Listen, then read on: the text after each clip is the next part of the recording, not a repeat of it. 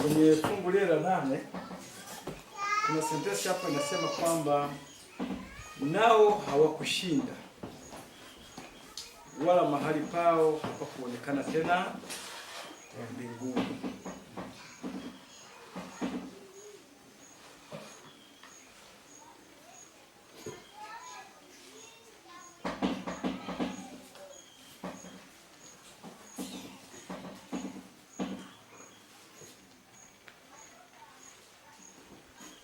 Kifungu hiki cha mahali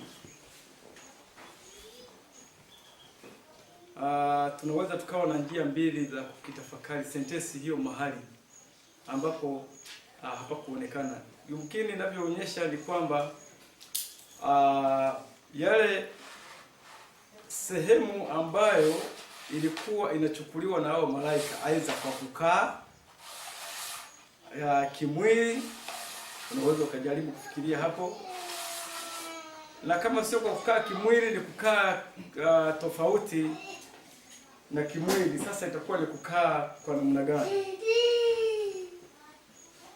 Sasa mahala hapo walipokuwa wamekaa ndipo hapakuonekana tena, na yumkini wakati anapotupwa, tunaposema ametupwa, ilikuwa yuko anaondolewa mahali hapo. Sasa tunaweza tukaanza kujadili katika hiyo kutafakari. Maandiko yanaposema mahali pao hapakuonekana tena, hiyo mahali ni jiografia kama hivi ya kimwili, ya space ambayo Lucifer alikuwa anachukua, au kulikuwa na makazi ambayo shetani na wale malaika walikuwa nayo kila mmoja, alafu ndio yalibomolewa yakaondolewa yasionekane tena.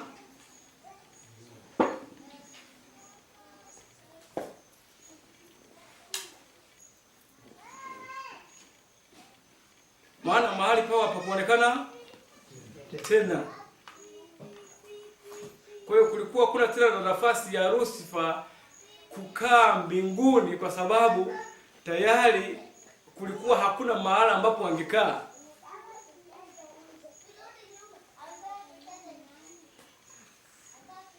Sijui ndivyo Biblia inavyojaribu kutuambia.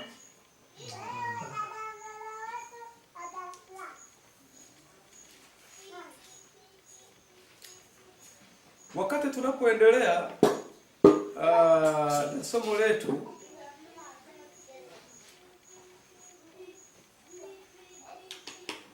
imefikia mahali ambapo tunaona kabisa kwamba mbinguni tayari kulikuwa kumeingia na itirafu, na itirafu hiyo ilikuwa ikimhusu Mungu, na itirafu hiyo ilikuwa ni ya uongo. Hiyo ndiyo iliyosababisha kumpa shetani mafanikio makubwa zaidi, kuwapata malaika wawe upande wake. Lakini nia yake ya kuwa juu ya Kristo, hiyo haikuongoa malaika kwenda upande wa shetani. Isipokuwa iko njia nyingine ambayo shetani alitumia ili kuwapata malaika aweze kutimiza lile lengo lake. Kwa hiyo lengo na njia zilizotumika ni vitu viwili tofauti. Kwa sababu tulisoma nukuu ile nasema alikuwa amekusudia kwamba kama angefaulu kuwapata malaika wote upande wake, hatua iliyokuwa inafuata ilikuwa ni kuchukua malimwengu mengine yote. Kwa hiyo kuna uwezekano mkubwa kabisa kwamba kile kilichokuwa kimefanyika pale mbinguni kilikuwa pia kimefanyika cha hivyo hivyo katika malimwengu mengine. Kwa maana maandiko yanasema kwamba yanamtaja Lucifer kama mbeba nuru. Maana ya neno Lucifer ni mbeba nuru. Na tunaelewa nuru, tunaposema nuru katika maandiko tunakuwa tunamaanisha nini?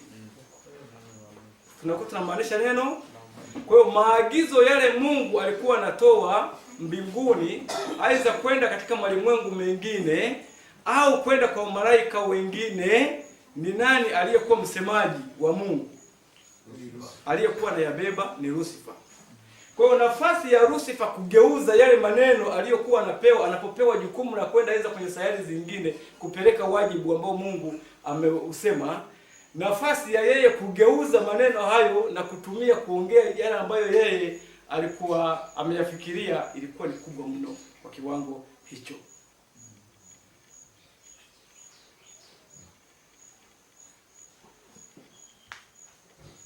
Sasa mwishoni kabisa kuna mambo mbinguni yalikuwa yamefanyika tayari.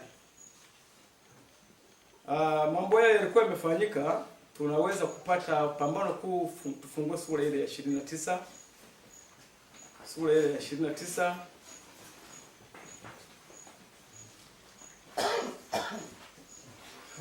Kuna mambo tayari yalikuwa yamefanyika mbinguni.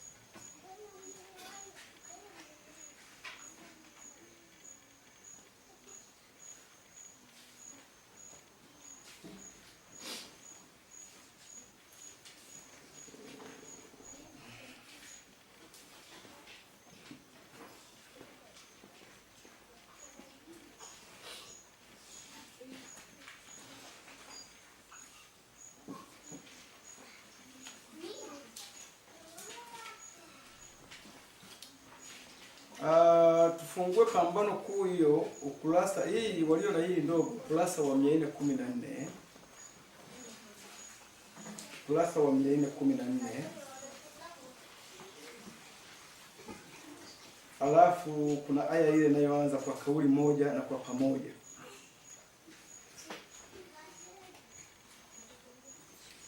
Anasema hivi, tumefika hapo bila shaka. Wa Kiingereza wafungue ukurasa wa 440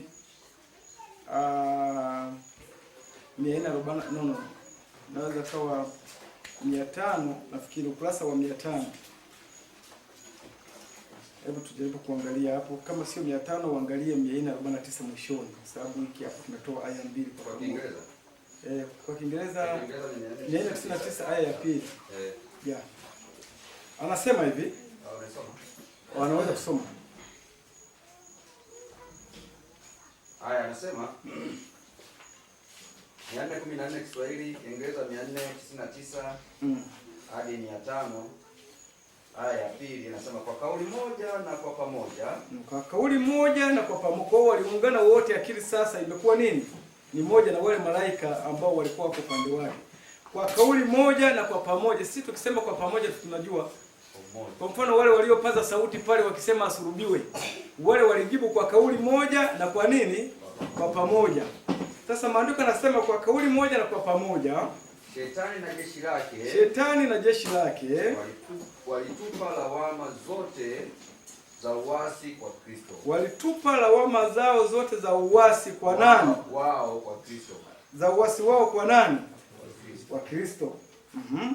Wakisema kwamba kama wasingelishutumiwa wasingeliasi kamwe. Kwa hiyo kutokana na ukaidi na ufedhuli katika uasi wao, kutafuta kwa kiburi kupindua serikali ya Mungu, tena kwa kukufuru, wakidai wao wenyewe kutokuwa na hatia kwa utawala kandamizi. Okay, kwa hiyo walikuwa, shetani alikuwa amemchora Mungu kama mtawala kandamizi. Sasa ili malaika wao wamekubali kwamba kweli Mungu anakandamiza, ni njia ipi shetani atatumia ili wakubaliane? Mwasi mkuu na washirika wake hatimaye walifukuzwa kutoka mbinguni. Okay. Ushuke chini hapo kwenye kwa kupotosha tabia ya Mungu. Sawa. Aya ya chini kabisa. Aya ya 4. Ndio. Kwa kupotosha tabia ya Mungu vile vile kama alivyofanya mbinguni. Kumfanya Mungu aonekane kama mkali na dikteta. Shetani umshawishi na kumvuta mtu kutenda dhambi. Okay. Kwa hiyo ili kwamba mtu atende dhambi, yani akatae maagizo ya Mungu, sio maagizo yanayokuwa tugeuze, ni maagizo ndiyo yanatangulia kuwa mabaya au ni mwenye maagizo ndiye anatangulia kuwa mbaya? Mwenye maagizo anatangulia kuwa mbaya. Narudia kwa nukuu hiyo tuliyosoma, ili watu wakatae kutii Mungu, yaani waende kinyume na sheria ya Mungu. Ni nini kinakuwa kibaya kwao? Ni ile sheria au ni yule mtoaji wa sheria, njia ambayo shetani anatumia kumfanya mtoaji wa sheria awe mbaya kwanza? Ndiyo njia ambayo inafanya watu hatimaye wakatae kufuata maagizo ya huyo mtu mbaya.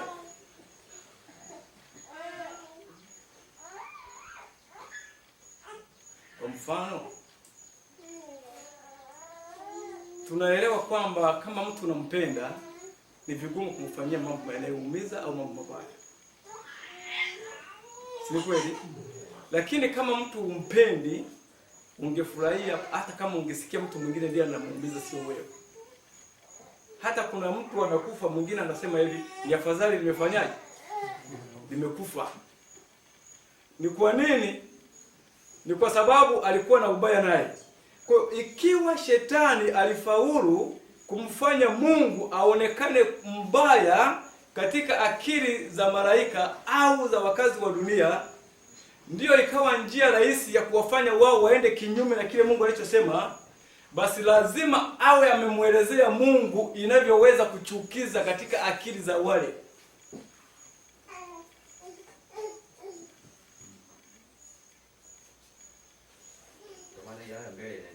Haya, hiyo mbele inaendelea. Anasema ili kudhibitisha kwamba anaanza kuchukiwa ni mtoa sheria, alafu baadaye sheria yake. Sawa.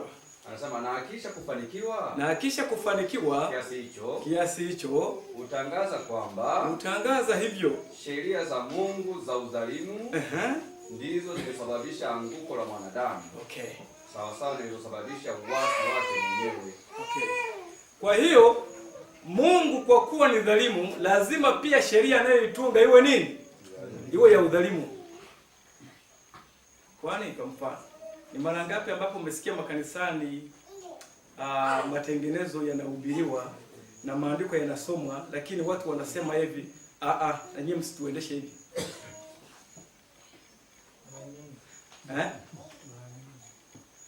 Ni mara chache? Ni mara nyingi. Kwa nini ni mara nyingi? Huwa tunaona kwamba tunakandamizwa na kuingiliwa katika uhuru wetu, na tunaanza kuwaona wale wanaosoma hizo sheria mbele zetu na kuzifafanua kuwa watu wabaya, na hatimaye hata tunatengeneza ubaya na kuanza kuwanena huko sehemu vibaya. Ile ni teknolojia ya shetani, wala sio ubunifu kwa mawazo yetu. Kwa hiyo ni njia hiyo ambayo ndiyo shetani anatumia. Sasa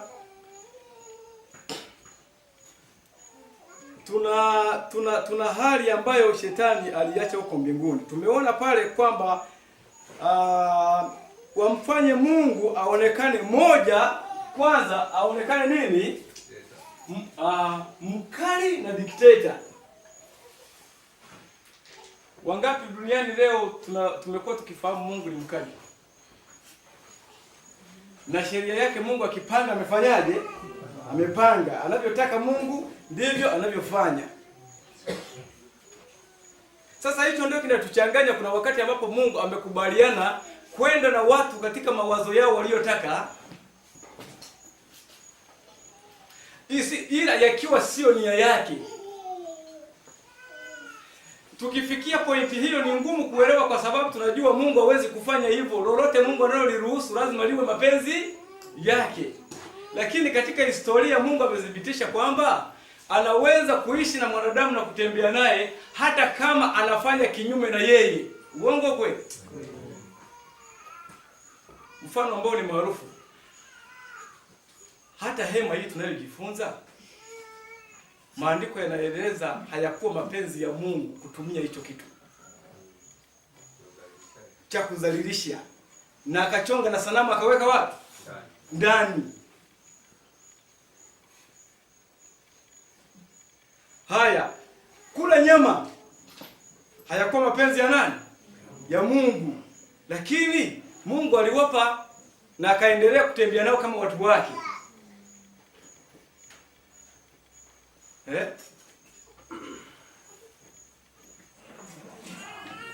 Kwa hiyo ili kusudi madanganyo ya shetani yaweze kufaulu, tunachoona ni kuchafua kwanza tabia ya Mungu. Kwanza hapo tulichoona hapo katika andiko tuliosoma, hii tungeifanyaje? Usogeze hiki. Na? Ikuje hiki.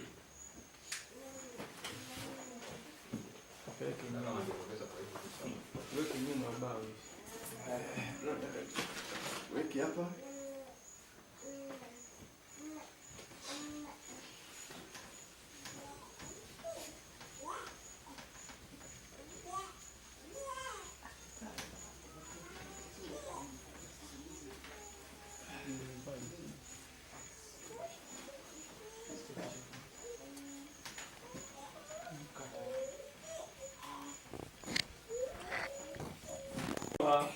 Mungu aonekane kuwa ni mkali,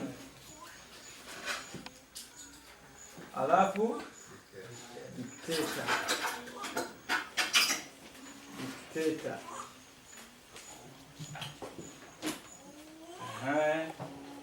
Tukisoma hapo tunaweza tukapata nyingine.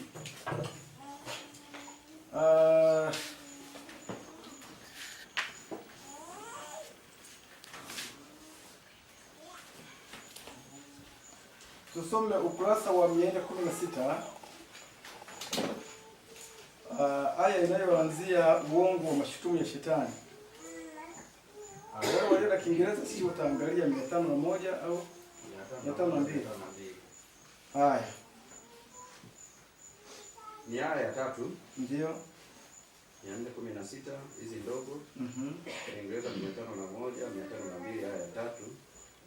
Inasema uongo wa mashutumu ya shetani dhidi ya tabia ya Mungu na serikali yake yalionekana katika nuru yao halisi. Alikuwa amemshutumu Mungu kwa kujitafutia tu utukufu wake mwenyewe kwa kudai unyenyekevu na utii kutoka kwa viumbe vyake. Okay. Na alikuwa ametangaza kwamba wakati muumbaji alihitaji wengine wote kujikana nafsi, yeye mwenyewe hajikani nafsi wala hajitoi kwa lolote. Okay, hiyo ni moja ya shutumu lingine kubwa ambalo shetani alikuwa ameweka, na wale waliokuja duniani hapa waliamini hayo. Mungu ni mbinafsi. Ndio hivyo? Aha. Mbinafsi na hajitoi kwa lolote. Ilikuwa ni ngumu sana. Hajitoi kwa lolote. Hajitoi kwa lolote. Nafikiri sisi litakuwepo lingine.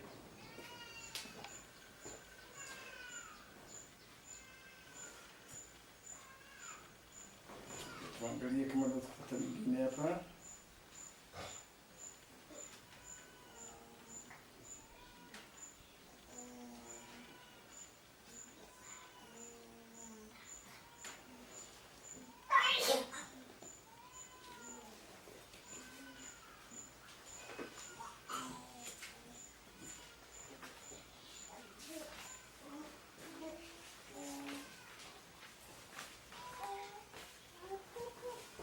Hebu tusome ukurasa wa 411.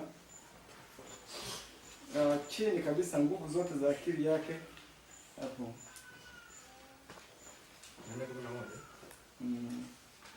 411 ya Kiswahili. Nguvu zote. Ndio. Aya ya 2. 411 Kiingereza ni 495, 496. Aya ya 2 inasema nguvu zote za akili yake. Kinaanza hivyo. Nguvu zote za akili yake nyingi sasa ziligeuka kufanya kazi ya kudanganya, kupata huruma ya malaika ambao walikuwa chini ya mamlaka yake. Hata ukweli wenyewe kwamba Kristo alikuwa amemuonya na kumshauri aliupotosha, ili kutimiza makusudi yake ya uhaini.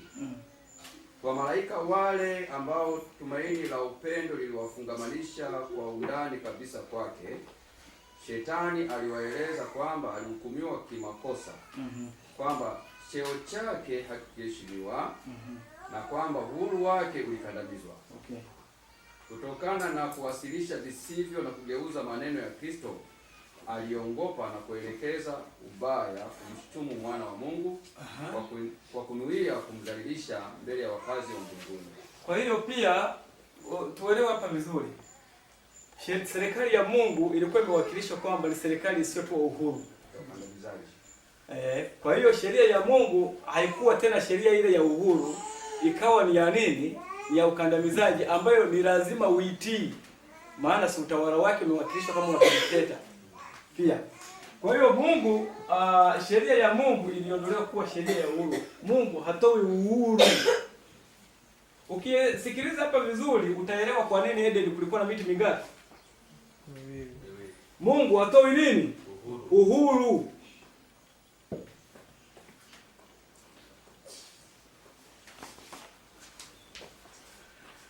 Anakandamiza. Sasa kwa hiyo shetani anapoondoka mbinguni kuna uelewa huo, na wale wanaoondoka mbinguni wanaondoka wakiwa na uelewa huo. Lakini waliobaki hawakuwa pia salama kutoka kwenye uelewa huo, kwenye mashutumu hayo. Sawa? Kwa hiyo ili mgogoro halisi, sawa, kati ya Kristo na Shetani, pambano tunalosema limetokea mbinguni, kulikuwa na vita. Ilikuwa ni vita ya kutumia nini? Maneno ambayo ilifanyikia kwenye akili. Kwa hiyo mashutumu haya ndio ilikuwa makombora ambayo yalikuwa yanatengeneza mgogoro baina ya Mungu na nani? Na Shetani, baina ya Kristo na Shetani. Ni haya yalisababisha kugawanyika ngambo mbili kwa wakazi wa mbinguni. Wale walioenda upande mwingine walienda kwa kuamini kwamba Mungu ni nani? Ni mkali na Mungu ni dikteta. Hata hatua ya mwisho unapoendelea kusoma, wakati ambapo malaika baadhi walikuwa wakiwasii wale malaika walioungana upande wa Shetani, wakajaribu kutaka kwenda kuomba msamaha mbele za Mungu. Shetani aliwaambiaje? Mimi Mungu ninavyomjua, hapa tulipofika ni mbali, hamuwezi kusamehewa. Hata wapokea. Kwa hiyo hata kama walikuwa wangesamehewa na kurudi katika makazi yao ya kudumu yaliyo ya awali, bado madanganyo ya Shetani yaliwafunga. Kuna siri moja ambayo ukiona hapa unaweza kuielewa, na ambayo ni chanzo nafikiri cha matatizo mengi sana. Hivi tumewahi kujiuliza kwa nini uongo unapotolewa unaomuhusu mtu, unapokuwa umeupata, huwa ni vigumu sana kumtafuta huyo mtu kwanza bila kuuamini? Yaani mtu akija kukueleza juu ya mtu huyo kwamba yuko 1, 2, 3, ni vigumu sana wewe kusema hivi, ndivyo yuko hivyo, ngoja nitamtafuta niweze kusubiri, au nitafanya mimi mwenyewe uchunguzi. Unajua waga ni ngumu sana hiyo kwa mwanadamu. Mara nyingi baada ya kuwa maelezo hayo umeyapata, kinachofuata ni kueneza.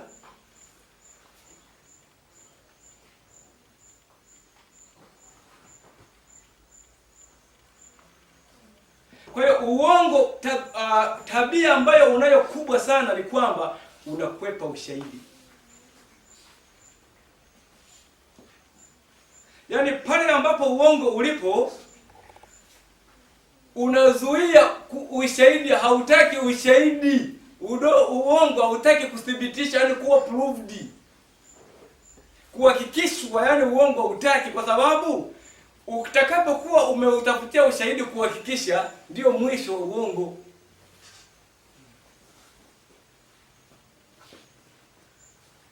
Kwa tatizo linalokuja katika ufalme wa Mungu,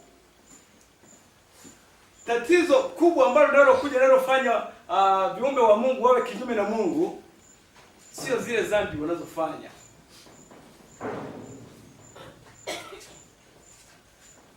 Ila kile kinachofanya zile dhambi zifanyike, ambacho maandiko yametuambia kwamba ili mtu atende dhambi, shetani huichafua kwanza tabia ya nani? Ya Mungu. Kwa hiyo kama Mungu angehitaji kushughulika na kuondoa dhambi kwa viumbe wake, ni wapi ataanzia? Maana kama bado hujampenda Mungu, hata kama ukitii, hapo umeshindikana, umetii kwa kujilazimisha.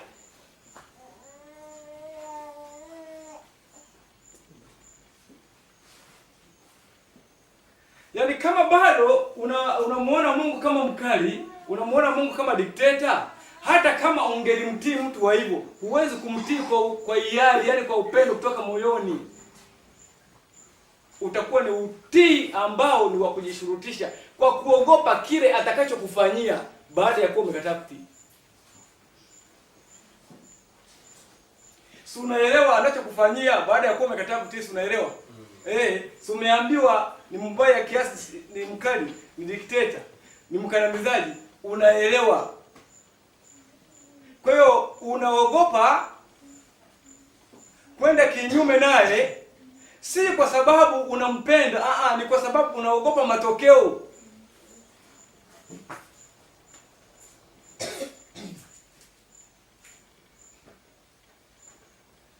Sijui kama hapo tunapata kitu. Twende pale bustani ya Eden. Twende pale Mwanzo sura ya 3.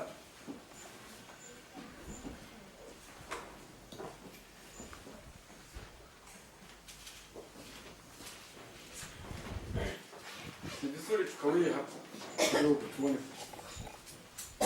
Sura ya 3 inasema hivi. Fungu la 2. Mwanamke akamwambia nyoka, matunda ya miti ya bustani twaweza kula, lakini matunda ya mti ulio katikati ya bustani Mungu amesema msiyale wala msiyaguse, msije mkafa.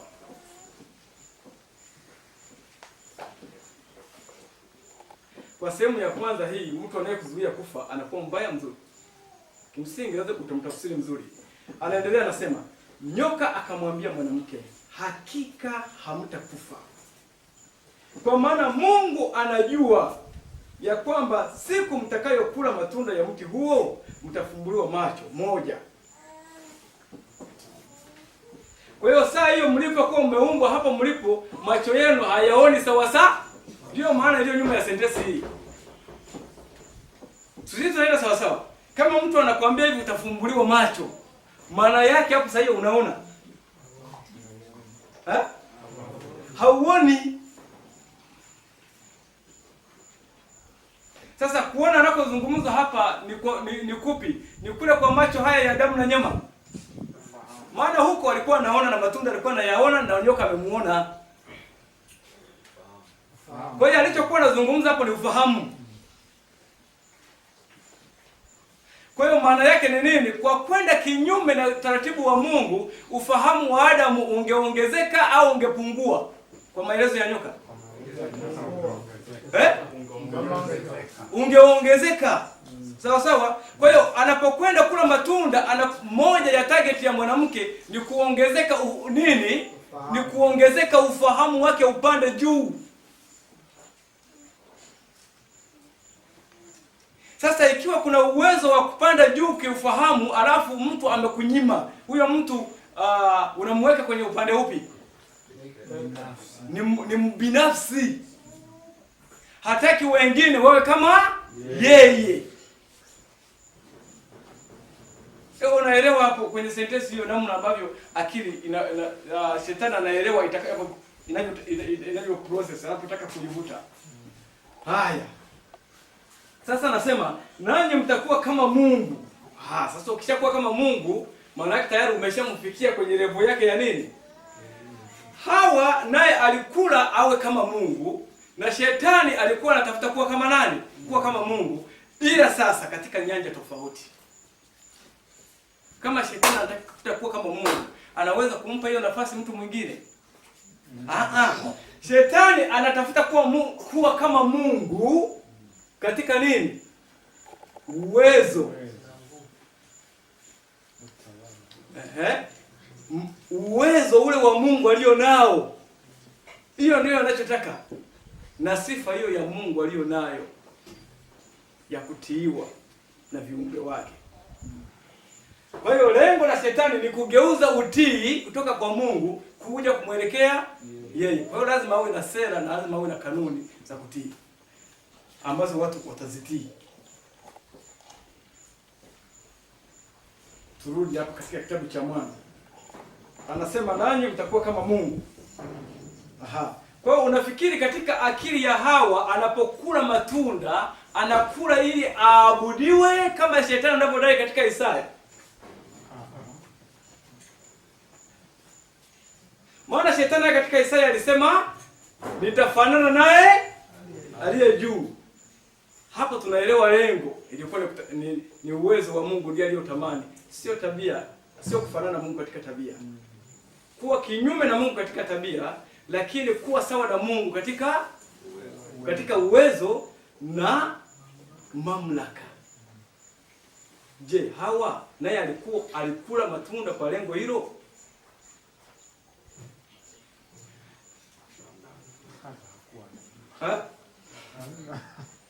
Kwa sababu moja ya sera inasema hivi, nanyi mtakuwa kama Mungu. Hii ni miongoni mwa sentensi iliyomvutia Hawa, kuwa kama nani?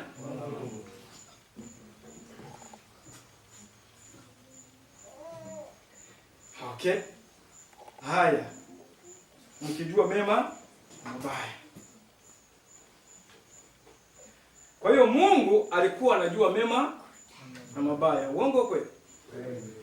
Mungu anajua mabaya. Si ni kweli? Na shetani anajua mabaya. Si ni kweli? Tofauti hapo inakuwa nini? Okay. Mwingine anajua mabaya na kutenda mabaya, mwingine anajua mabaya na kuepusha nini? Mabaya na kulinda viumbe wake dhidi ya nini? Ya mabaya. Ndiyo maana ameweka hizo kanuni, ili kusudi mabaya yasiwapate viumbe wake. Lakini shetani anataka watoe ndani ya kanuni, awaweke nje. Ili afanikiwe katika hilo lengo, lazima amfanye yule anayewalinda kuwa mbaya zaidi, ili waweze kuchukia kuwa chini ya kanuni zake. Hiyo tumeona hapo. Sasa maandiko yanasema hivi, mwanamke alipoona ya kuwa ule mti wafaa kwa chakula, wapendeza macho, nao ni mti wa kutamanika kwa maarifa, basi alitwaa katika matunda yake akala, akampa mumewe naye akala. Alichotamani pale ni maarifa. Unatamanika kwa maarifa. Anasema wakafumbuliwa macho wote wawili, wakajijua kuwa wa uchi, wakashona majani ya mtini, wakajifanyia nguo. Kisha baada ya hapo kuna tukio lilifuata. Sasa unajua yote haya yanafanyika hapo, malaika mbinguni wako wanafanyaje? Wanaangalia.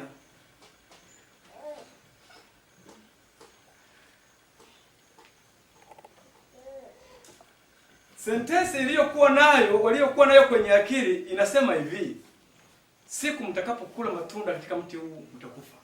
Hakika. Sasa wameshakula, alafu kifo akija tokea. Unaelewa nini? Unaanza kuelewa nini hapo? Mungu muongo. Mungu muongo. Kuna uwezekano hapa sio ukweli. Na kama kweli kifo kitakuweko, hakikuwa kwenye matunda haya, kwa sababu kama kiko kwenye haya tungalikuwa tumekufa. Kwa hiyo kwa vyovyote tunaanza kutegemea kifo kitoke mahala pengine, sio kwenye matunda tuliyokula. Uongo kweli? Baada ya muda anaingia yule mwenye matunda ambaye alituzuia.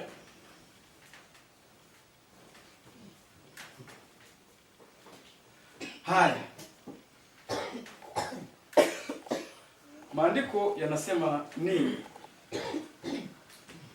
Anasema kisha wakasikia sauti ya Bwana Mungu akitembea bustanini wakati wa jua kupunga. Adamu na mkewe wakajificha kati ya miti ya bustani, Bwana Mungu asiwaone.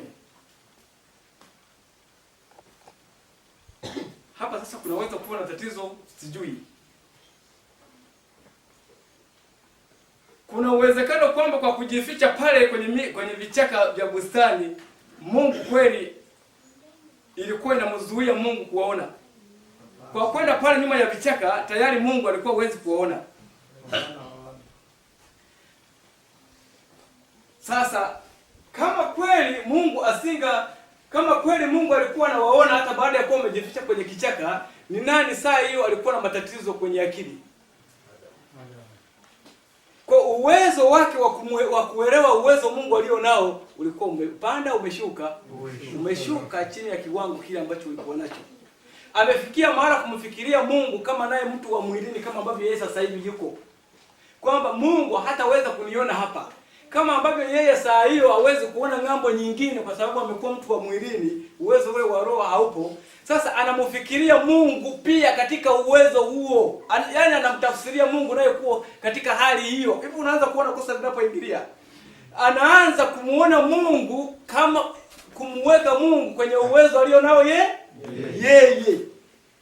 Huo ni ukweli wa Mungu jinsi alivyo. Hamna. Sasa kwa sababu hiyo inamlazimisha Mungu naye afate mawazo ya Adamu. Habari ya saizi? Haya.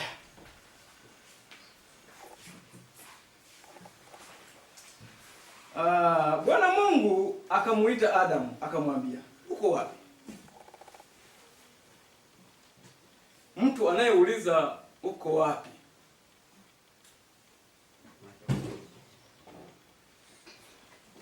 maana yake yuko kwenye kutafuta. Kwa hiyo akili ya Adamu iliyofikiria kwamba Mungu hataniona hapa, inaposikia sauti hiyo ya kumtafuta, inaelewa nini? Imefanikiwa, haijafanikiwa kujificha? Imefanikiwa. Kwa hiyo Mungu anamfuata Adamu, anaongea na Adamu kwa kufuata mawazo ya nani? Ya Adamu, sio uelewa wake anaoufunua pale kwa sio uelewa wake anaofunua kwa Adamu, ila anafunua uelewa wa nani hapo? Mazungumzo yale ya Mungu yanafunua uwezo wa Adamu wa akili ulivyo. Kwa sababu ikiwa Mungu alikuwa ametengeneza bustani na amewaweka huko kwenye bustani, unataka kuniambia kuna mtaa pale kwenye bustani Mungu alikuwa hujui? Ambao Adamu akiingia hapo Mungu hatampata. Inawezekana kulikuwa na vichaka. Sawa, sasa nani aliyepanda vile vichaka? Sawa, yupo vichaka. Swali ni nani aliyepanda nini? Vichaka. Hata kama ni vichaka, unachungulia mpaka moyo wako.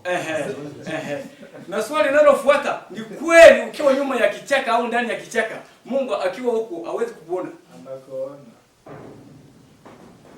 Sasa uwezo wa Adamu wa kumtambua Mungu na kutambua uwezo wa Mungu kimsingi baada ya kuwa ameasi ulishuka.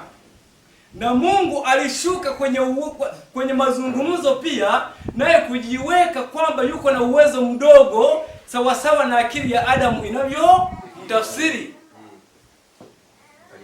Umewahi kufikiria Mungu yuko juu mbinguni anakuwa na nusa harufu ya nyama zinazoungua huko duniani alafu anafurahia?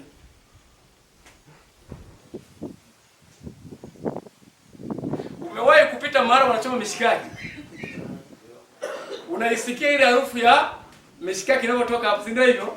Ikiwa wewe ni mlaji unageuka kidogo kuangalia huko kuna nini kinafanyika, si hivyo? Sasa umewahi kufikiria kwamba Mungu naye anaweza kufikia kwenye mahala pa kuona ile harufu ya nyama inapomfikia alafu akafurahia.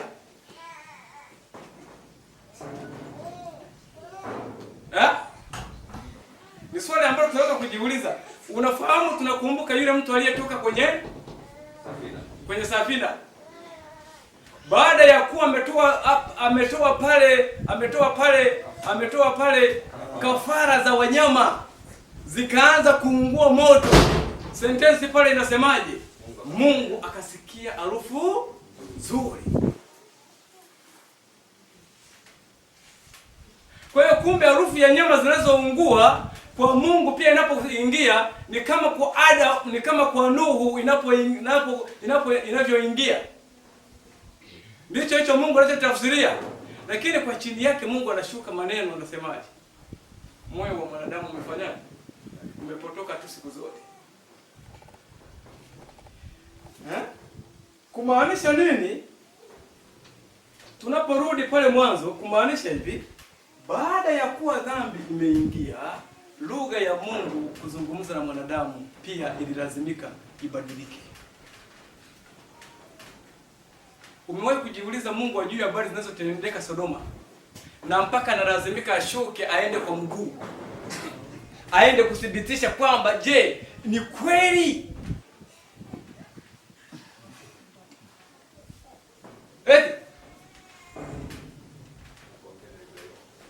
Mpaka anaanza kujadiliana na Ibrahimu, kama nitakuta, hajui hapo sasa Mungu, kama nitakuta wakiwepo 40, sasa sitafanyaje?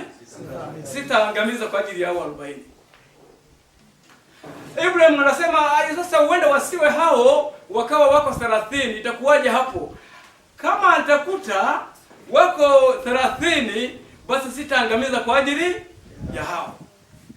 Anaongea naye kama mwanadamu ambaye uelewa wake unategemea kwanza mpaka atakapofika eneo la nini? La tukio.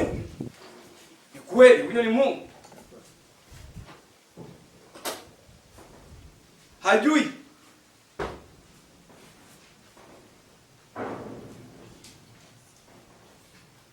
Anajua. Okay. Kwa hiyo maana yake nini?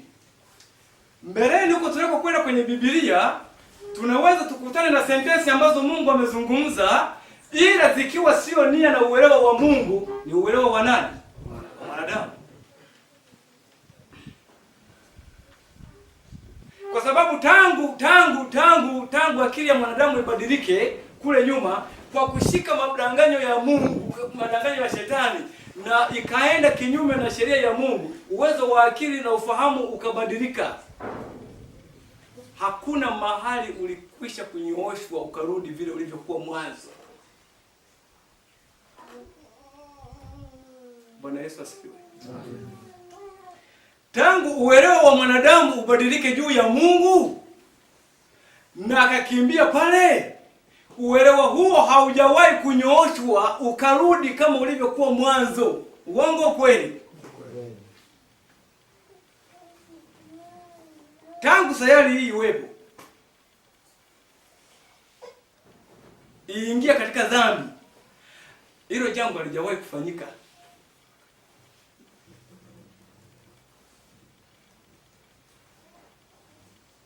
Okay. Ndiyo maana tunapokwenda mbele kabisa, mwisho wa pambano, tunakuta timu ya watu tunaoambiwa 140 na nini, ambao ndio wana jina la Baba limeandikwa katika nyuso zao na jina la nani? La Mwana Kondoo. Kwa hiyo nini? Watakaofanikiwa kurudi katika uelewa ule ambao Adamu alikuwa nao mwanzo, na hata pengine kuvuka hapo, watakaorudi pale walipokuwa ambapo Mungu alikuwa amemuumba mwanadamu kwa sura yake, watakaorudi, wanaofunga ni wale wanaomaliza shindano, ni wale ngapi? 144,000. Ni mpaka hapo Mungu anakuwa amebahatika kurudisha hapo katika sura yake. Lakini point yetu tunayohangaika nayo ni hapo Mungu anaposhughulika kutatua tatizo lile ambalo lilikuwa limempata kijana wake pale Eden.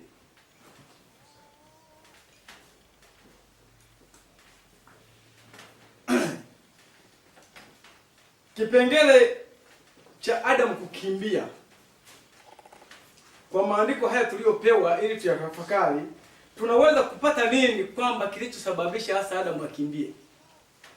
Ni nyayo za Mungu zilivyokuwa zinakuja ndizo alizoziogopa,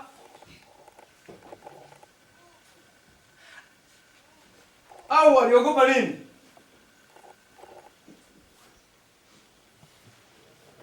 Habari ya sasa watu wa Mungu. Lazima kwanza tuwe tunatafakari kwa nini akimbie. Tunaelewa kwamba sasa amefanya kosa, si ndio hivyo? Kwa hiyo kinachomkimbiza ni lile kosa alilofanya ndilo analoliogopa, au yule anayekuja mbele yake ndiye anayemuogopa? Kwa sababu kama ni kosa lile ndio linafanyika akimbie, ilikuwa au yameanza kukimbia baada ya kuwa amekula, ila ameshamaliza kula lakini yuko amekaa comfortable mle. Kwa hiyo kumaanisha nini? Kosa lile halikufanya Adamu akimbie. Kilichofanya Adamu akimbie ni huyo aliyekuwa anaingia ndani ya bustani saa hiyo.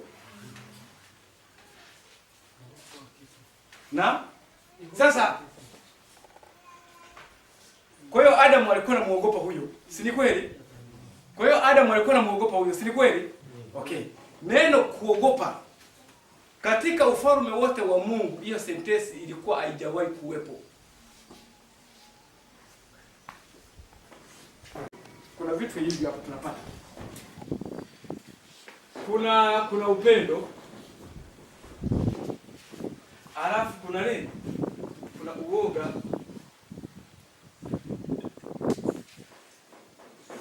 Kuna uwezekano mahali kukawa kuna hiki, alafu kwa wakati huo kuna hiki. Habari ya saizi watu wa Mungu. Yaani unaweza kuwa una upendo saa hiyo hiyo uko unaogopa huyo mtu. Vitu hivi viwili vyote vinaweza kukaa. Tutolee mfano wa upendo. Upendo mwingi hatujui. Labda wale wanandoa wakiwa wanafunga ndoa siku ile ya ndoa. Kama umefunga sijui hapo. Kimsingi huwa wanadhihirisha wana upendo. Si ni kweli? Kati ya wale wawili saa ile kwenye ule upendo walio nao, kuna mmoja huwa anamuogopa mwenzie. Yaani kuna mmoja huwa anamuhofia mwenzake saa hiyo kwa hao wawili. Okay. Kwa hiyo maana ambapo kuna upendo halisi, vinginevyo labda kama amelazimishwa, uoga haupo.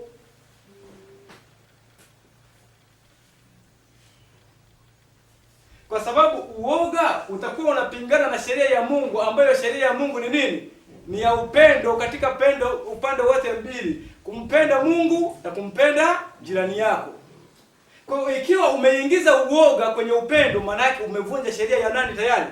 Ya Mungu. Kwa hiyo kinachofanya Adamu aweze kumuogopa apate uoga ni kwa sababu ndani yake amevunja sheria ya nani? Ya Mungu. Sasa mwenye sheria ndio yuko anakuja, ambaye sisi sasa tulio kwenye bustani tumevunja sheria yake.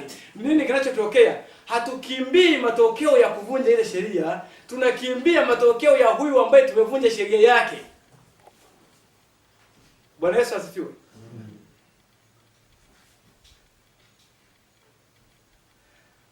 Okay. Sasa yule ambaye tumevunja sheria yake tunakimbia.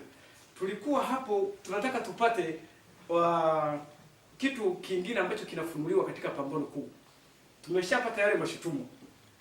Swali ni hivi, ili tukipata tukiongeze hapo.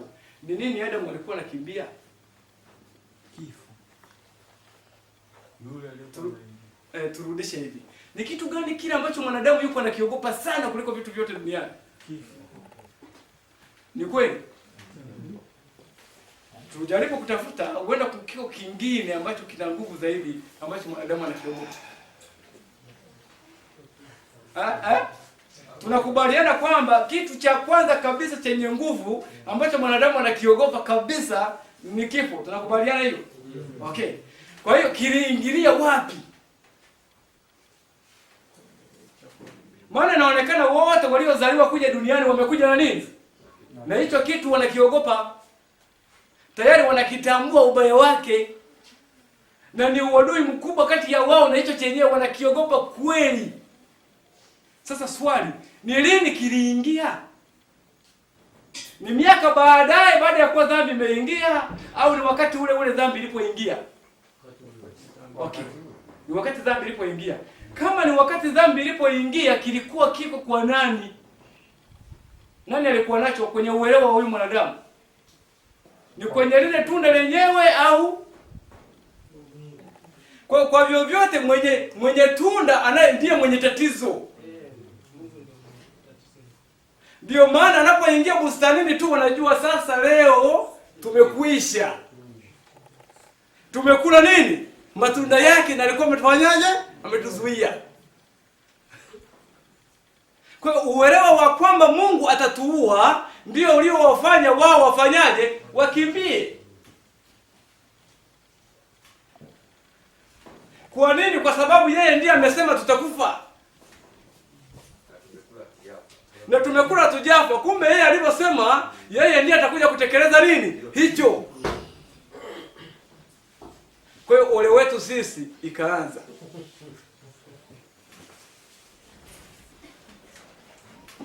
Kwa hiyo uelewa ya kwamba Mungu anaua. Mimi sijui kama kuna mtu duniani anazaliwa ambaye hana huo uelewa. Sijajua. Mimi nakumbuka nikiwa na umri mdogo sana. Nikiwa nahangaika sana, kila nikiangalia huko juu nafikiria huyu aliyoko huko juu ni mkubwa sana. Namna anga yenyewe jinsi ilivyo. Ninakuwa ninajiwazia, lakini nyimbo zinaendelea, mazungumzo kila mahali. Nilikuwa ndiko Mkatoliki. Tukienda kanisani inaonekana kuna habari utakaochomwa moto wa milele, moto wa milele. Kwa hiyo akili yangu ikawa inahangaika sana na hiyo siku ya moto wa nini? Wa milele. Nitafaulu mimi kuwa miongoni mwa wale ambao watavuka, wasiungue katika huo moto wa milele. Na wakati mwingine maelezo yanatolewa, mnachomwa kwanza, mnaunguzwa, alafu baadaye ndio mnatolewa, mnaenda mbinguni. Hata wafu wanaozikwa na wengine, huyo anaenda kwanza mahali anaunguzwa, kama yuko na dhambi zikishaondoka hizo dhambi, ndiye anachukuliwa na hama anaenda mbinguni. Huo uelewa wote uko unanihangaisha. Kwa hiyo kwa kweli kuna siku nikiona muangalia mama, huruma ikanijia nilipomwangalia. Na mimi mwenyewe nikawa najihurumia. Nikatafakari iko siku mimi na mama tutakuwa tunaunguzwa na nani? Na Mungu. Kwa hiyo mwisho wa siku nikasema hivi kwa sauti, ni heri tu Mungu afe.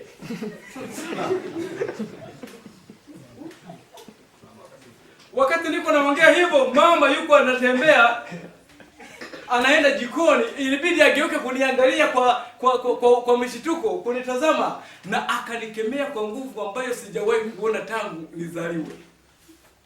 Navyomuelewa. Kwa hiyo ikanifanya niogope Mungu zaidi, kwa sababu kutaja hivyo tu nimekosea kwa kiwango ambacho msamaha huenda sitaweza kuupata. Sikurudia juu ya sentensi hiyo. Unaweza kujiuliza nini? Ikiwa sio mahubiri ambayo tumekuwa tunazaliwa tunayasikia, basi katika asili yetu ya kuzaliwa ya ufahamu, hiyo ufahamu wa kwamba Mungu anaua, uko umefanyaje? Umejiandika. Kwa sababu iko njia nyingine tunaweza kujiuliza, ni nani aliyefundisha dunia nzima hii mpaka wapagani wasiosali wanaelewa kwamba Mungu anaua? Anaweza kuwa Yesu kweli? Maana mpaka dini ya Wabudha nayo inaelewa Mungu anafanyaje. Waislamu nao wanaelewa Mungu anafanyaje. Wakatoliki wote wanaelewa Mungu anaua. Waanglikana, wa Protestant na Warokole wote wanaufahamu huo Mungu anaua. Swali, hayo makanisa yote ni ya Yesu ndiye alifundisha huo uelewa? Hadi wakule kilabuni kabisa ambao hawajawahi kusali wanaelewa kwamba Mungu anaua. Ni kweli? Ni Yesu ndiye alifundisha hiyo? Okay. Kama sio Yesu aliyefundisha hiyo, Shetani ni mkweli kwa kiwango kipi?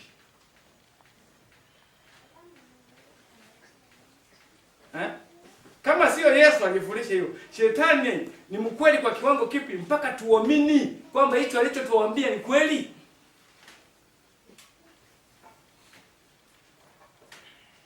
Maana kumbe uelewa huu wa Mungu kuua haujatokana na nani? Hautokani na Mungu.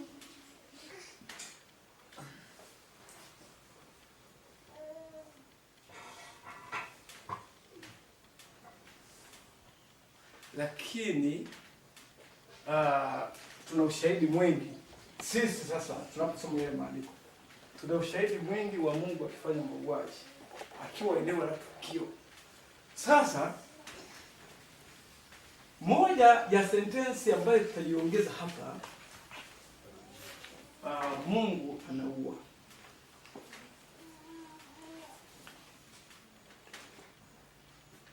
Muuaji au anaua, ndio sawa. Muuaji inakuwaje? Double U. Hii muuaji. Okay.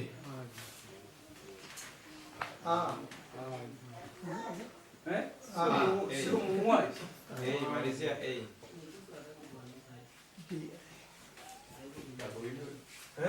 W anayo A. Okay. Sasa haya ni mashutumu. Kuna lugha hapo kwenye pambano imetumika. Mashutumu au unaweza kuita mashitaka,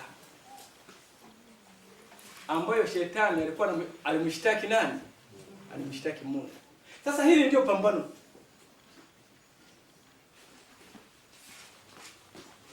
Maana vitu ambavyo shetani anapigania ili kumwangusha Mungu ni vitu gani? Ni hivi. Na wote ambao wanajitoa kwa Mungu baada ya kuwa wamepokea hivi.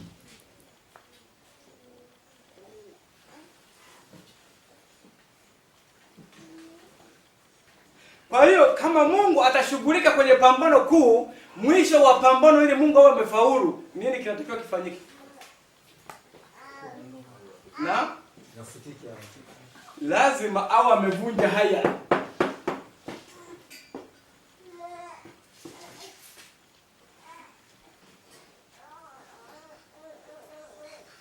Kama Mungu hatafaulu kuwa amevunja haya, pambano halijaisha.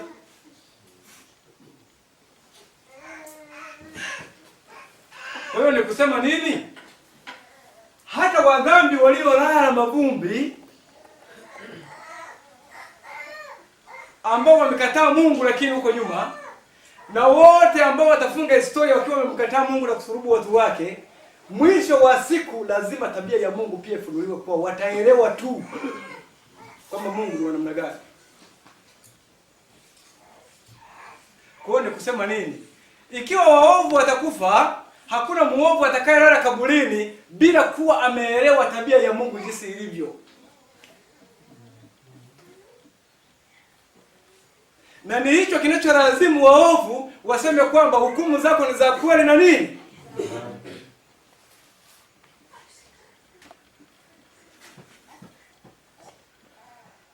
Kwa hiyo ni kusema nini? Hata shetani mwenyewe itabidi akiri ya kwamba ni yeye alikuwa na matatizo, ila kwa kweli kwa Mungu hakuwa na nini?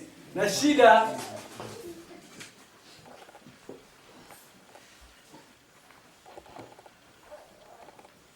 Sasa swali ni lini kesi hii ya Mungu katika hii dunia itatatuliwa?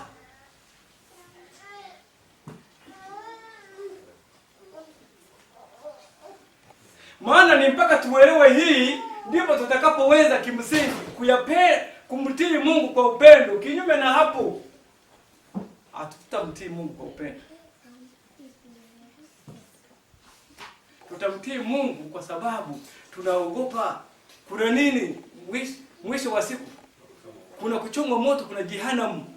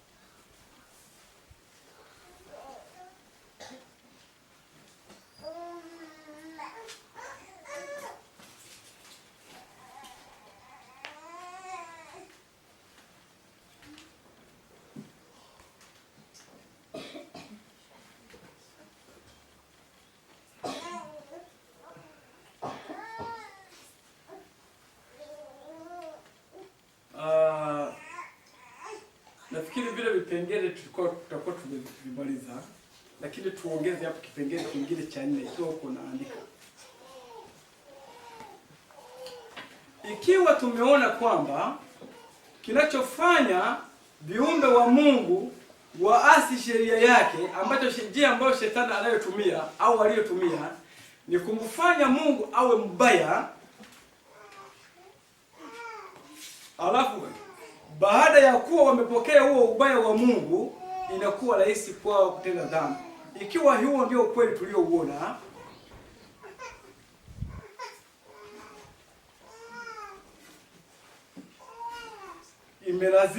italazimu Mungu kwanza aondoe nguvu hiyo ya hayo madanganyo yanayomwakilisha Mungu vibaya. Sasa ni njia gani ambazo Mungu atatumia? Malaika wana ufahamu huo wa haya mambo, wanayo, na Mungu hajafanya kikao chochote kupinga. Sisi tunapata hapo vizuri, yaani kukanusha kwamba mimi siko hivyo. Hiyo jambo Mungu hajafanya. Kwa kimsingi uelewa huu kwenye malimwengu mengine wanao, maana shetani alishawahubiria, na malaika wote wamehubiriwa, na duniani pia na sisi tumekuja tukahubiriwa. Kesi ya kule ambako Mungu mwenyewe ndiye anakaa.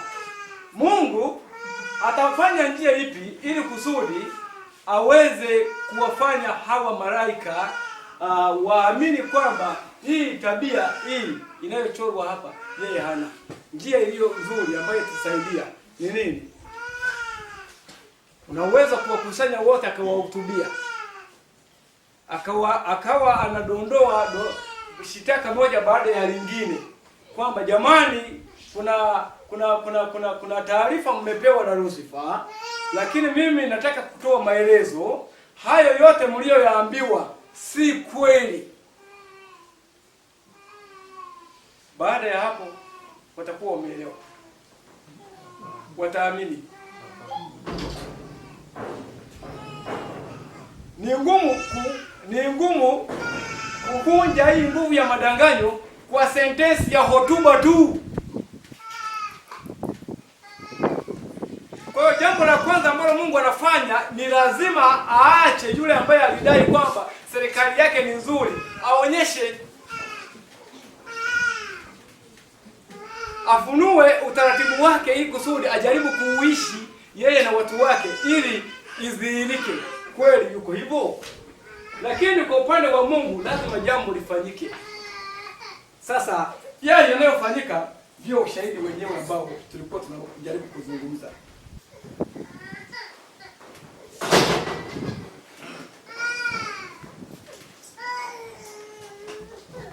Ndio ushahidi wenyewe ambao tulikuwa tunajaribu kuzungumzia. Naomba Pambano Kuu ukurasa ule wa 460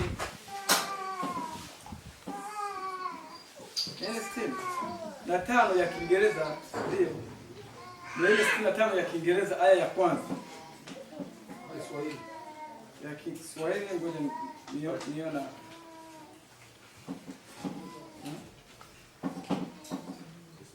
Yeye sasa subiri.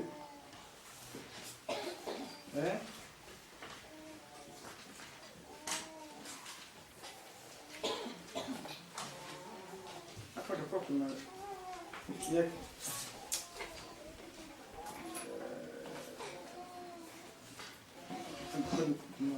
nimekuu kwa makosa. Mbele sina tano ngoja tuone. Kama tuone hiyo.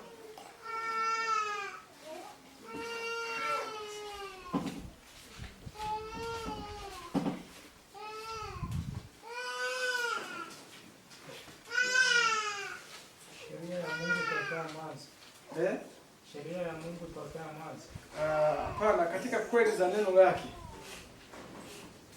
Hapo ni 386. Kiswahili sasa. Kiswahili 386.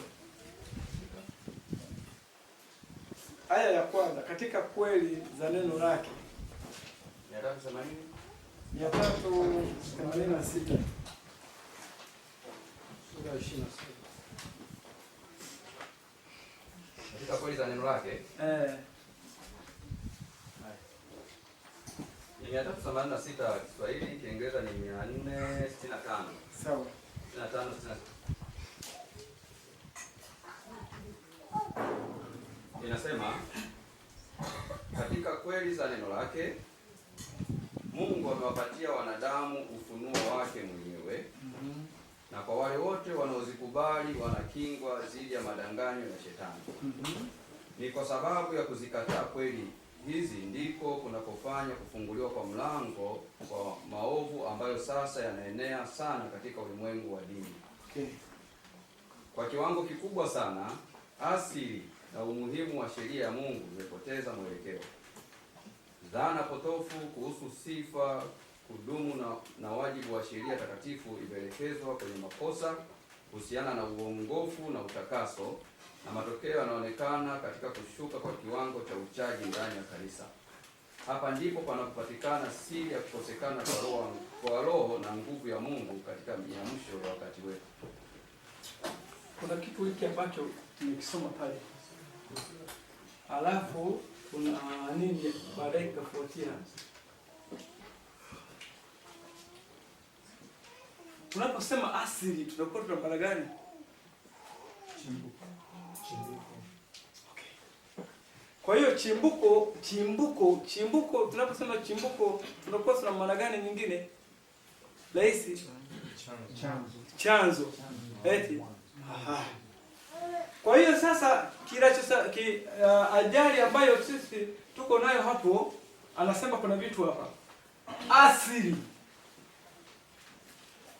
ya sheria ya Mungu kule ambako inakotokea. Kile ambacho shetani alikuwa anakipinga, sawa? Kule mahala kinakotokea. Sasa tusome aya kadhaa hapa tuone. Kwa sababu tunaweza kuwa na wazo pengine ambalo likawa liko tofauti. Kuna mtu atapata kitabu cha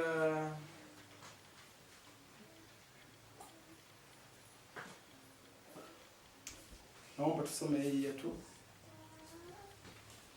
Tusome Pambano hiyo 387.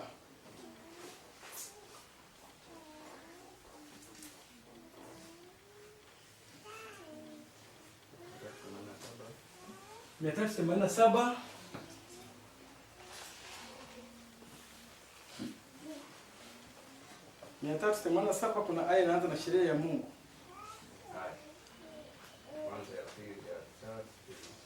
387 aya ya 3, Kiingereza ni 466, 467. Sheria ya Mungu tokea mwanzo wake kabisa haibadiliki. Ni ufunuo wa mapenzi ya tabia ya mwanzilishi wake. Mungu ni upendo na sheria yake ni upendo. Kanuni zake kuu ni kumpenda Mungu na kumpenda mwanadamu. Pendo ni ukamilifu wa sheria. Okay, kwa hiyo sheria hii asili yake inatupeleka kwenye tabia ya nani? Kwenye tabia ya Mungu. Inatupeleka kwenye tabia ya Mungu. Kwa hiyo asili ya tabia ya Mungu na asili ya sheria ya Mungu ni vitu viwili tofauti au ni kitu kimoja? Ni kitu kimoja. Kwa hiyo tunaposikia kwamba sheria hiyo haiwezi kubadilika, ni kwa sababu kwa kubadili sheria umebadili asili ya nini? Ya mtoaji wa hiyo sheria.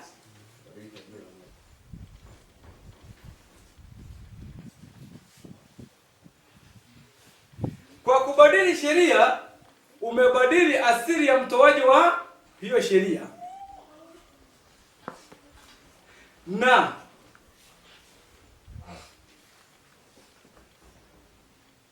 kwa kumfanya mtoaji wa sheria awe mbaya, unaondoa umuhimu wa nini? Umuhimu wa sheria. Kwa hiyo ni kusema nini? Shetani tunapoambiwa kwamba alikuwa anataka sheria ya Mungu iondolewe mbinguni, kimsingi aliyekuwa anataka aondolewe hapo ni nani?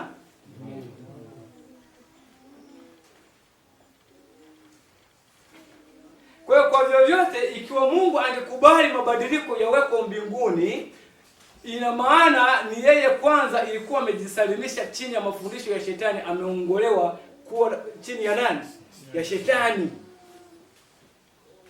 Kwa hiyo mwalimu ambaye kanuni zake zingeongoza na kusimamia mbingu yote angelikuwa ni nani? Shetani. Maana kwa kubadili hata sheria moja tu umembadili nani hapo tayari? Umembadili Mungu.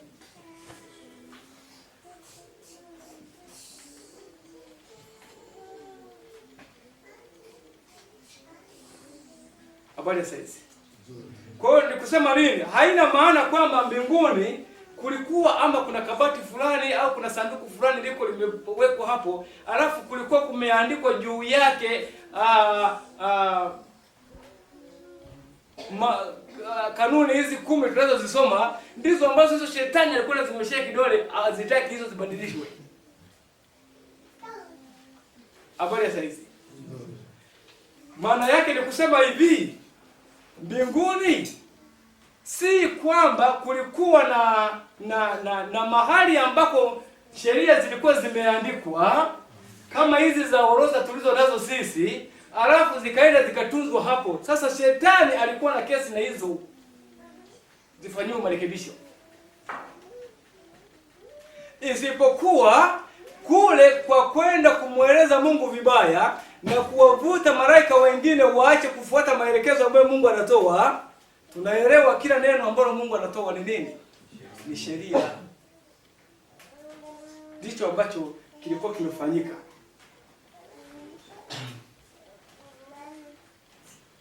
Kwa hiyo tabia ya Mungu ilikuwa imeshambuliwa tangu mwanzo.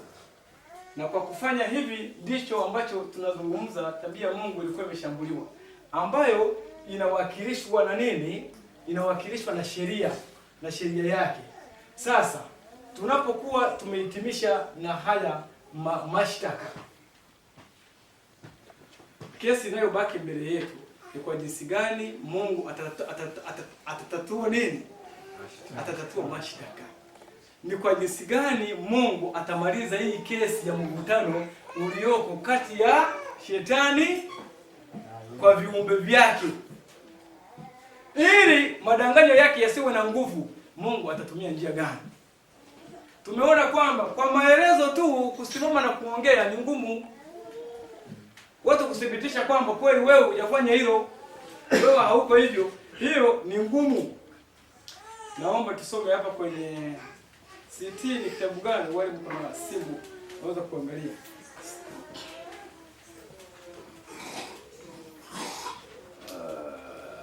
CT ukurasa wa 395 aya ya 2. Kitabu tunachoenda kusoma ni hicho. Ukurasa wa 395. 395 aya ya ngapi? Tutasoma hapo aya ya 2. Aya ya 2.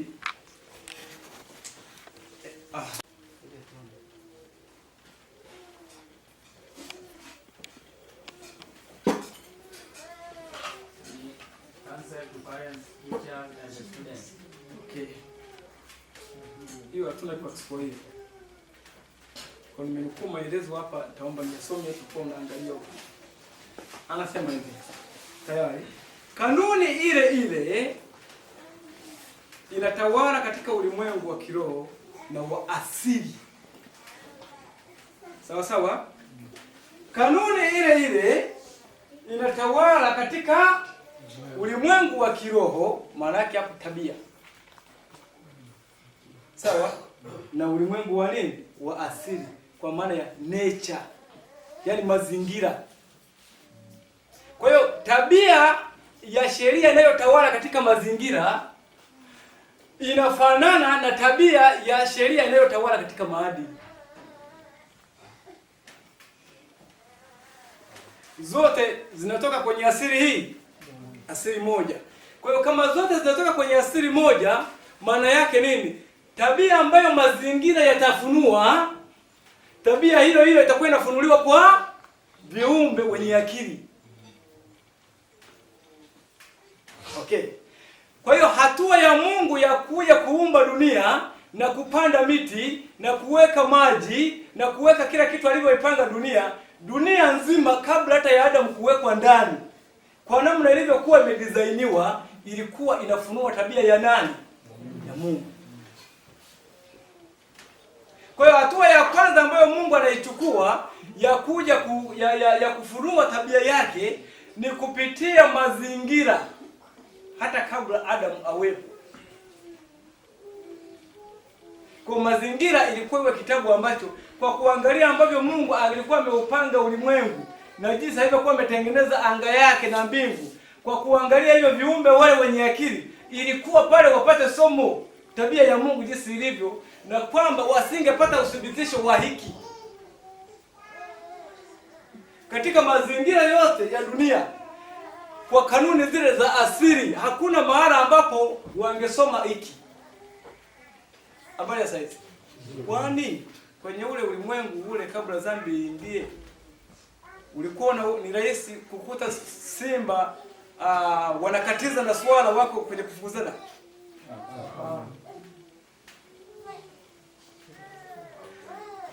Au tembo au mnyama yoyote, na nyoka alikuwa ni wala wamuogopi kama ambavyo sisi tunakimbia. Walikuwa kwa ukaribu huo mpaka wa kufanya naye mazungumzo. So naelewa hapo kulikuwa na amani kubwa sana.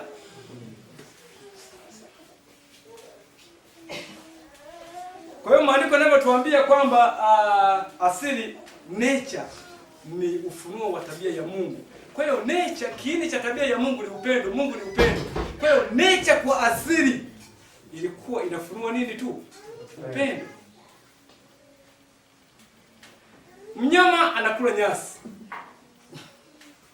Habari ya saizi. Alafu anarudisha nini? Upendo kanuni yake ni kutoa. Si ni kweli? Anaporudisha, kwa mfano, hii dunia sasa imeharibika, tujaribu kujifunza hata hapo. Anakunya mavi, si ni hivyo? Anapokunya ile mavi, anaenda kuizuru nyasi au yanarudisha? Kwa hiyo kimsingi, ikiwa jana nyasi zilimsaidia ng'ombe, na leo ng'ombe naye anatoa nini? Msaada. Sasa hapo kuna kanuni ya ubinafsi. Haipo.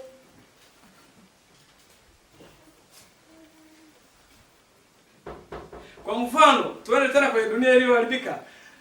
Jua linachoma maji.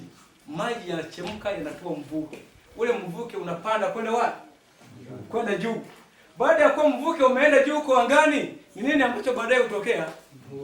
Mvua inanyesha. Mvua inaponyesha, mito yote waga inaelekea wapi? Kwa hiyo kimsingi, anga inarudisha tena, mito inarudisha tena, bahari na maziwa yanapokea kwa sababu na yenyewe yalifanyaje? Yalitoa.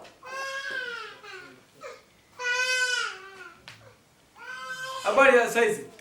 Kama mvuke hautatolewa ukaenda huko juu, kesho tutegemee kwamba bahari pia haitapata mito ikitiririka kufanyaje? Kwenda baharini na maziwani. Kwa hiyo kina cha maji kitapungua kila siku au kitakuwa kinaongezeka. Hata kule maziwa, jua likichoma sana, maji yanapungua. Lakini kuna wakati mvua inanyesha, yanajaa mpaka kupita kimo pale yalipokuwa mwanzo, yanaishia.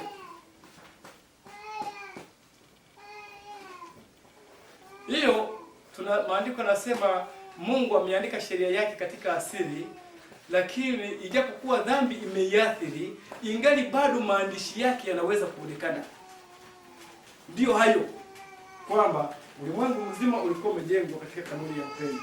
Kwa hiyo kipengele cha uumbaji wa dunia ni suluhu ya kwanza kabisa ambayo Mungu anaichukua ya kufunua tabia yake jinsi ilivyo, ili wapate ushahidi kila mara wanapoyatazama mazingira yanapooperate, waamini kwamba ndivyo, yafundishe kwamba ndivyo pia mtoaji wa sheria hiyo jinsi alivyo, hivi waweze kujifunza namna hiyo.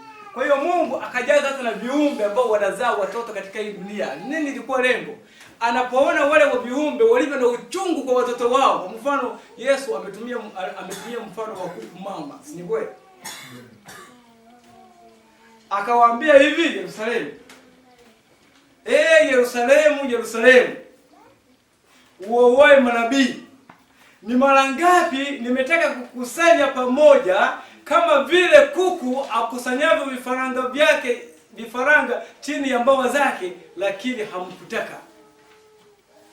Kwa hiyo kwa kusema hivyo, Bwana Yesu anatuvuta sisi tunaomsikiliza tumuelewe kwamba tabia yake anayofanya na ile ambayo inafanywa na kuku mama kuku ni aina tofauti au ni aina moja? Ni aina moja.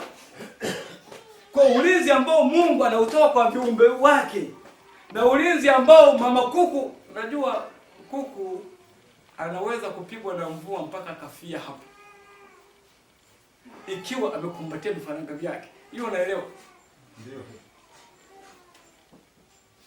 Hiyo tabia ni yeye mwenyewe kwa uvumbuzi wake na teknolojia alifanya mazoezi akaipata, au kuna mahali amewekewa? Na hiyo ni ya asili. Sasa kama ni ya asili aliyewekewa, huyo ambaye kati ya kuku hiyo huruma yake ya kufia mpaka kwenye vifaranga na kule hiyo huruma ilikotoka, nani anamzidi mwingine? Kwa hiyo mama kuku hawezi kuwa na huruma zaidi kuliko Mungu. Si kweli? Yuko tunaenda mbali. Wangapi wako na watoto?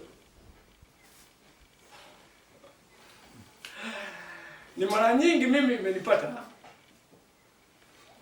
Ninaweza nihangaike sana kuamka kitandani kuomba usiku. Lakini ni kama shoti ya umeme, nikisikia yani aidha kijana wangu pale au binti yangu analia, anataka kwenda kukojoa.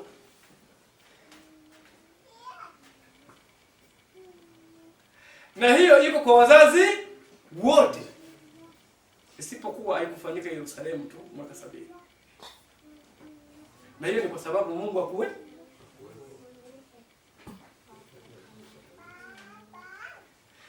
Yaani kwamba unaposikia mwanao kwa mfano hata analia, yuko anacheza kwa jirani kule, ukasikia sauti analia, mara nyingi moyo wa mzazi huwa unapigwa na kitu kama shoti. Unaposikia yuko anahitaji msaada, ni ngumu kujizuia, huwezi kustahimili hiyo. Sasa swali, sisi tuko na upendo zaidi kuliko Mungu? Mungu alipotoa hiyo alitupatia sisi tu, yeye hakutoa. Kwa hiyo kwa kutumia viumbe tu vya asili, tayari Mungu alikuwa anatoa ushahidi wa vile yeye alivyo.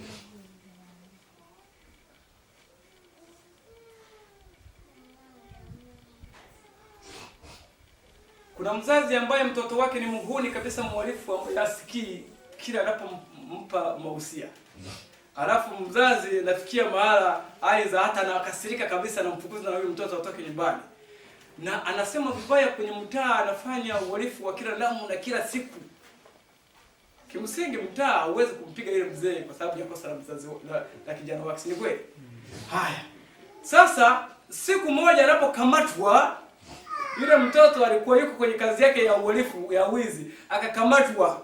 Raia wa mtaa ule wakasema, kwa kweli sisi umetusumbua sana. Leo kwa kweli hakuna cha huruma. Ni moja kwa moja wanamchoma moto, ama wanampiga kwa mawe, ama wanafanya nini, lakini wanamuua. Yule mzazi kwa kuwa alikuwa amesumbuliwa sana yule kijana, na anamwambia hataki kuelewa. Akifika pale uwaga anasema hivi, nashukuru sana kwa kunisaidia.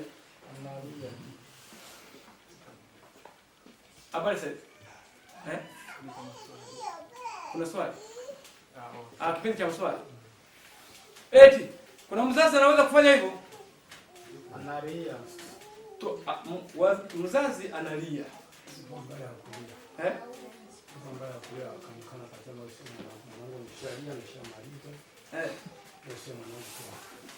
Okay. Kama huyu amefanya hivyo, moyo ni mdanganyifu. Kwa nje anaweza kuwa anaongea hivyo, ila moyo unabubujika. Kwa nini? Maumivu makubwa sana ndani. Kwa sababu kwa asili hakuna mtu anafurahia kuzaa mtoto yuko hivyo. Chukulia mfano Mfalme Daudi ambaye kijana wake alimpindua na akatafuta kumuua na akalala hata na wake wa baba yake. Daudi alipopelekewa taarifa za mauaji ya yule kijana, kwanza wakati wanaenda vitani aliwaambia nini? Angalieni yule kijana. Walipokwenda vitani wakasema, wale wa kule vitani wakasema ili hatuwezekani sisi kumlea kama hivyo, kumwachilia. Wakamuua moja kwa moja na kumfukia kwenye shimo refu huko, wakaweka na miti juu yake. Alafu taarifa zikapelekwa kwenda kwa mfalme. Alipopewa, Daudi alisema hivi, kwa kweli alikuwa anataka kuniua, nafuu. Haleluya, akasema nafuu nifanyaje? Nafuu ningalikufa mimi. Huo ndio moyo wa mzazi ambao unafunua tabia ya nani jinsi ilivyo kwetu kwa Mungu, namna ambavyo amemchukulia wanadamu na anavyowachukulia viumbe wake. Kwa hiyo kwa kuumba dunia tayari Mungu alikuwa ametoa ushahidi wa kwanza wa kimazingira na wakazi wake waliomo. Yeye jinsi alivyo